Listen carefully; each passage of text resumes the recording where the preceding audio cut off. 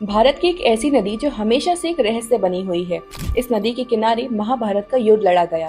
इस नदी ने एक सभ्यता को जन्म दिया और ये नदी गंगा और यमुना से अधिक पवित्र है। लेकिन जिस नदी के इतिहास में इतने राज छुपे हैं, आज उसी नदी का नामो निशान तक नहीं है। मैं बात कर रही हूँ सरस्वती नदी की। आज भी माना जाता है कि प्रयागराज में गंगा, यमुना और सरस्वती का मिलन होता है, जिसे त्रिवेणी संगम कहा जाता है। हिस्टोरियंस और साइंटिस्ट आज भी सरस्वती नदी के निशान ढूंढ रहे हैं। एंशिएंट हिस्ट्री की बात करें तो पहली बार सरस्वती नदी के बारे में ऋग्वेद से पता लगा। महाभारत में भी सरस्वती नदी का जिक्र किया गया है। एक स्टोरी ये भी है कि बद्रीनाथ से 4 किलोमीटर दूर माना गांव में सरस्वती नदी के तट पर जब वेद व्यास महाभारत लिख रहे थे तो सरस्वती नदी के बहाव के शोर की वजह से गणेश जी उन्हें सुन नहीं पा रहे थे और गुस्से में आकर वेद व्यास ने सरस्वती नदी को श्राप दिया कि वो धरती में समा जाएंगी। और कहते हैं कि उसी के बाद से सरस्वती नदी धरती में समा गई। खैर, ये तो एक माइथोलॉजिकल स्टोरी है। अगर साइंस की नजर से देखा जाए तो इतनी बड़ी नदी आखिर गायब कैसे हो गई, वो भी बिना निशान छोड़े। 19वीं सेंचुरी तक हिस्टोरियंस और साइंटिस्ट सरस्वती नदी को एक मिथिकल रिवर कहते थे, लेकिन फिर 1874 में जूलॉजिकल सर्वे ऑफ इंडिया ने lost river of heart desert के नाम से रिपोर्ट पब्लिश करी